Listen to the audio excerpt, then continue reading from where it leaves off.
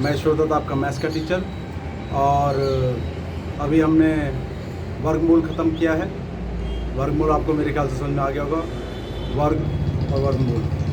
वर्ग में तो ये है, अगर 2 का वर्ग निकालना हो तो 2 की 2 बार गुणा कर दो।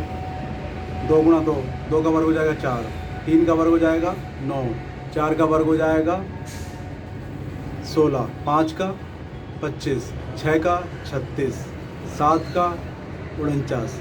ऐसी अब हम बात करते हैं घनमूल की, घन की और घनमूल की। अगर घन की बात करी जाए तो जैसे कोई घन है, उसका हम आयतन निकाल सकते हैं। अगर एक भुजा हमें ज्ञात हो, उसकी धारिता, आयतन या धारिता 1 है, ठीक है, तो उसके हम आयतन निकाल सकते हैं। और अगर घनमूल की बात करें तो घनमूल का मतलब है कि हमें किसी घन का आयतन पता है तो उस घनमूल लगाकर उसका हम एक भुजा ज्ञात कर सकते हैं, ठीक है। तो ये घन का और घनमूल का यूज है। अगर घन की बात करें तो 2 का घन करना तो 2 की 3 बार गुणा कर लो। 2 गुणा 2 गुणा 2, तो 2 का घन हो जाएगा 2 दूनी 4 दूनी 8। और 3 का बात करें, 3 3 9 27, 3 बार गुणा कर लो। 4 की बात करें तो 4 चौक 16, चौका 64, 4 को जाएगा 64। 5 की बात करें, 5 पंजे 25, पंजे 125, ठीक है। तो इस तरह से हम घन निकाल सकते हैं। ओके, चलिए 2 का घन निकालना हो तो 2 का 3 बार गुणा करेंगे, ठीक है। इसको हम ऐसे भी ले सकते हैं कि 2 की घात 3, और 3 बार गुणा करने पर हमारे क्या आता है, 2 दूनी 4 दूनी 8। या फिर 3 का घन निकालना, उसको ऐसे भी लिख सकते हैं कि 3 की घात 3, 3 का घन बोलेंगे इसको। तो 3 गुणा 3 गुणा 3, 3 3 होती है 27। 4 का घन क्या हो जाएगा, 4 चौक 16, चौका 64। 5 का घन क्या हो जाएगा, 5 पंजे 25, 125, ठीक है। और ऐसा नहीं है कि प्लस प्लस का ही होगा। अगर मैं माइनस के 5 की बात करूं तो इसका घन क्या हो जाएगा, माइनस का 5 गुणा माइनस का 5 गुणा माइनस का 5। अगर ये 2 बार आता है, अगर यानी कि सम गुणा जो होती है सम बार होती है, यानी कि 2 4 6 8 बार होती है तो प्लस लिख देते हैं। अगर विषम बार गुणा होती है, यानी कि 3 है, जैसे 3 क्या है, विषम है, तो माइनस में आएगा आंसर, माइनस का 125, ठीक है।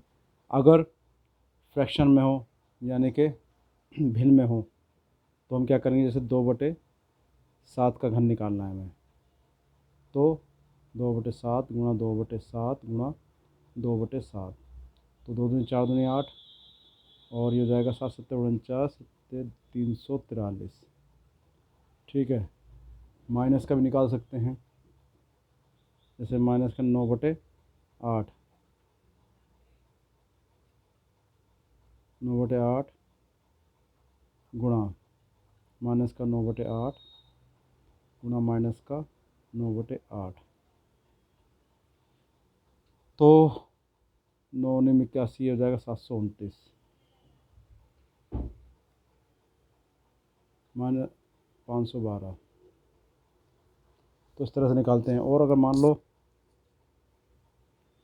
x की 3 बार गुणा करनी हो तो उसको लिखेंगे x की पावर 3, या a की 3 बार गुणा करनी हो तो उसको लिखेंगे a की पावर 3, ठीक है। अब हम देख सकते हैं किसका क्या होगा। 3 बार गुणा करके हम किसी का भी घन निकाल सकते हैं। आइए देखते हैं, चलो आगे।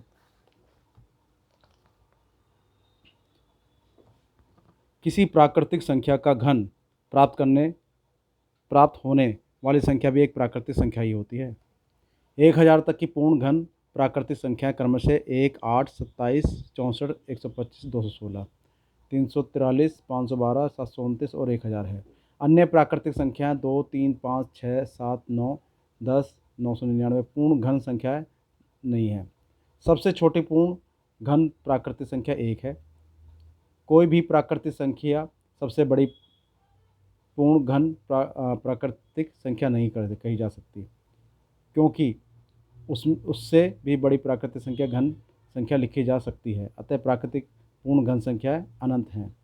प्रत्येक प्राकृतिक संख्या का घन करने पर एक पूर्ण घन प्राकृतिक संख्या प्राप्त होती है। प्रत्येक प्राकृतिक संख्या पूर्ण घन प्राकृतिक संख्या नहीं होती। तो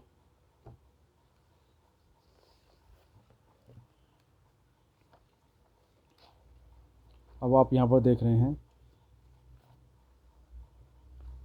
कि जिसकी भुजा 1 है उसका घन क्या आ जाएगा, 1 सेंटीमीटर क्यूब आ जाएगा। अब इसकी भुजा कितनी है, 2, तो 2 की 3 बार गुणा करेंगे, 2 दूनी 4 दूनी 8। घन का आयतन क्या हो जाता है, लंबाई गुणा चौड़ाई गुणा ऊंचाई, यानी कि 2 दूनी 4 दूनी 8, तो इसका 8 हो जाएगा। इसके 3 है, 3 3 होती है 27, इसका घन हो जाएगा।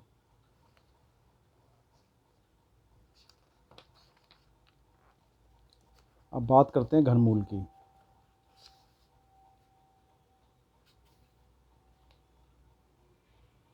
ये तो घन की बात करिए। घनमूल को हम लिखते हैं क्यूब रूट, यानी कि यहाँ लगा देते 3। ठीक है।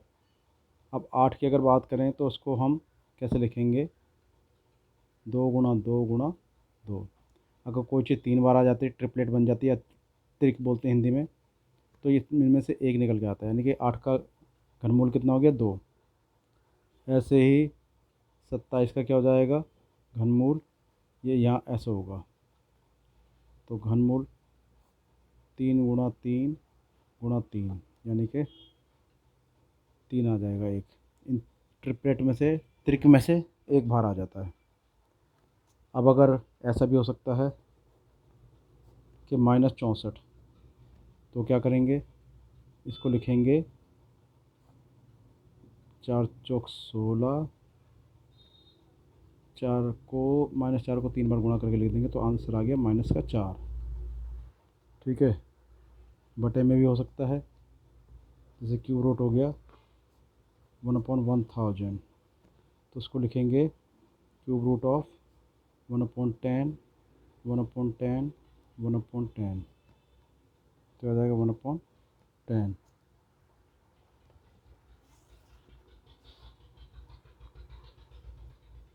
क्यूब रूट ऑफ 0.001, तो इसको कैसे लिखें, इसको लिखेंगे 3 बार, 0.1 गुणा 0.1 गुणा 0.1, तो 3 में से एक निकल के आएगा, तो ये इसका घनमूल आ गया। अगर कोई चीज़ बटे में है, जैसे क्यूब रूट 1/8, तो इसको क्या लिखेंगे हम, माइनस का, तो क्यूब रूट माइनस का 1/2, माइनस का 1/2, माइनस का 1/2, तो माइनस का 1/2 आ गया इसका। ठीक है।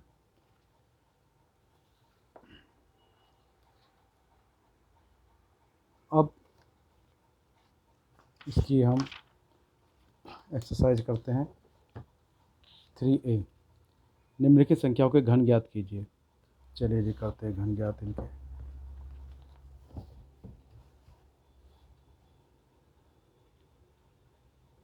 अभ्यास 3A। पहला, तो 7 का घन ज्ञात करना है, तो 7 का घन का मतलब 7 की पावर 3 करना है, तो 7 गुणा 7 गुणा 7। अब आपको कुछ याद कर लेने चाहिए कि 7 का 343 होता है घन, 7 के 3 बार गुणा करेंगे। 12 का कह रहा है, 12 का घन, तो 12 गुणा 12 और गुणा 12, 12 के 3 बार गुणा करते हैं हम, तो 1728 आता है। ठीक है। 19 का कह रहा है, तो 19 गुणा 19 गुणा 19। अब 19 19 की गुणा करते हैं हम, तो 9 9 81, 9 एकम 9 और 8 17, 9 1, यह आ गया 361 को फिर 19 से गुणा करेंगे, तो 9 एकम 9, 9 6 54, 9 3 27, 28 29 30 31 32, तो 1 6 3 9 5 8 6, तो ये आता है 685। 59। ये आ गया हमारा 19 का। अब 21 की बात करें तो 21 की 3 बार गुणा, तो 21 के 2 बार गुणा करते हैं तो 441 आता है। कुछ चीज़ आपको पता भी होनी चाहिए। फिर इसकी 21 से करो, 1 4 4 2 8 8, तो यह आ जाएगा 9261। अब इसके बाद कहता है 100, तो 100 की पावर 3 करें, यानी कि 100 गुणा 100 गुणा 100। इसमें तो आपको कुछ करने की ज़रूरत नहीं, एक गुणा एक में करो एक आएगा, एक गुणा एक में करो एक आएगा, तो एक आ गया। जितनी जीरो है गिन के लगा दो, 1 2 3 4 5 6, तो 100 का क्यूब 100 का घन ये आ गया। इसके बाद अगला प्रश्न कहता है कि -5/9 का घन है, इसका घन निकालना है। दूसरे का पहला, -5/9 का घन निकालना, तो 3 बार गुणा कर लो। -5/9 गुणा -5/9 और गुणा, इसको ब्रैकेट में लिख लेते हैं, -5/9। 5 पंजे 25 पंजे 125, तो ये तो आ जाएगा, माइनस का है तो 3 बार हो रहे तो माइनस में आएगा, 125 तो ऊपर आ गया। अब 9 की 3 बार गुणा करते हैं तो 9 निम 81 7 81, 9 एकम 9 9 अट्ठे 72, ये 729 आ गया। तो इसका घन ये आ गया, यानी कि कौन सा विकल्प सही है? माइनस का 125/729, यानी कि विकल्प चौथा सही है।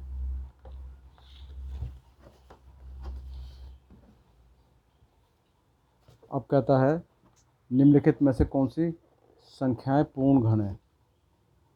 निम्नलिखित में से कौन सी संख्याएं पूर्ण घन है, तो इसका कैसे पता लगाएंगे? चलिए लगाते हैं।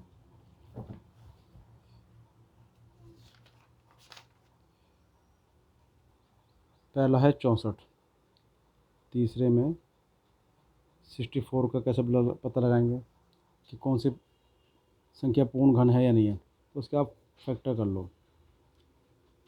2 3 6, 2 दूनी 4, 16 आ गया, फिर 8 आ गया, फिर 4 आ गया, फिर 2 आ गया। तो हम क्या देख रहे हैं कि 64 को हम क्या लिखेंगे, 2 गुणा 2 गुणा 2 गुणा 2 गुणा 2 गुणा 2।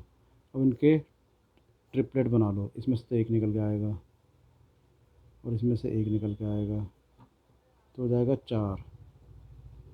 तो ये इसका तो ये तो पूर्ण घन है, जिसके ट्रिपलेट बन जाए वो पूर्ण घन है।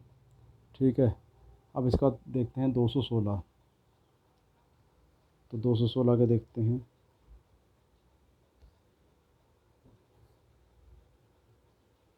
ये जाएगा कैसे, 3 7 21, 3 दूनी 6 और 3 दूनी 6, 3 चौक 12, 3 अट्ठे 24, 2 चौक 8, 2 दूनी 4, 2 एकम 2, तो 216 के क्या आ गए, 2 गुणा 2 गुणा 2, 3 गुणा 3 गुणा 3, तो एक ट्रिपलेट, इसका 2 आ गया, इसका आ गया 3, तो हम कहेंगे 216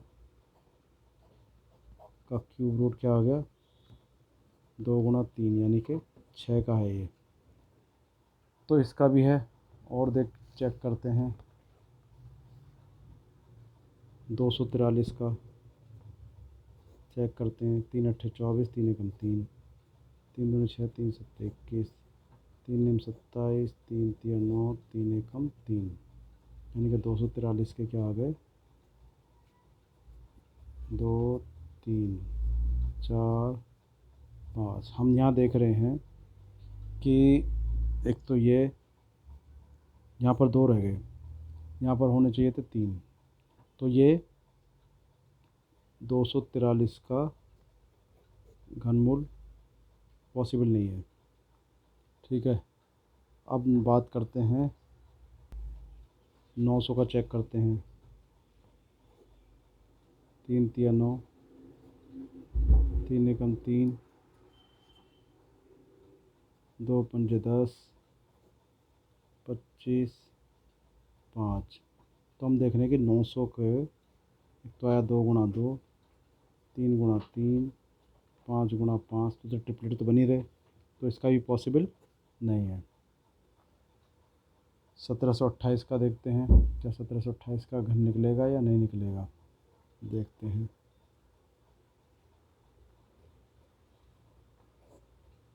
सत्रह सौ अट्ठाईस किससे जाएगा, 2 अट्ठे 16, 2 छक्का 12, 2 चौका 8, 2 चौक 2 तिया 2 दूनी 216, 108, 3 तिया 9, 3 छिंग 18, 3 एकम 3 तीन दूनी 6, 3 चौक 12, 2 दूनी 4। तो हमने देखा कि 1728 का आता है 1 2 3 4 5 6 बार तो 2 आया, और 3 गुणा 3 गुणा 3, 1 ट्रिपलेट 2 ट्रिपलेट 3 ट्रिपलेट, तो उसका तो त्रिक बन गया। तो ये पूर्ण वर्ग पूर्ण घन है। और इसके अलावा मुझे लगता है कि कोई नहीं है इनमें से, क्योंकि 363 का कुछ नहीं होता, और 1000 10,648 का भी कुछ नहीं होता। तो हम ये कहेंगे कि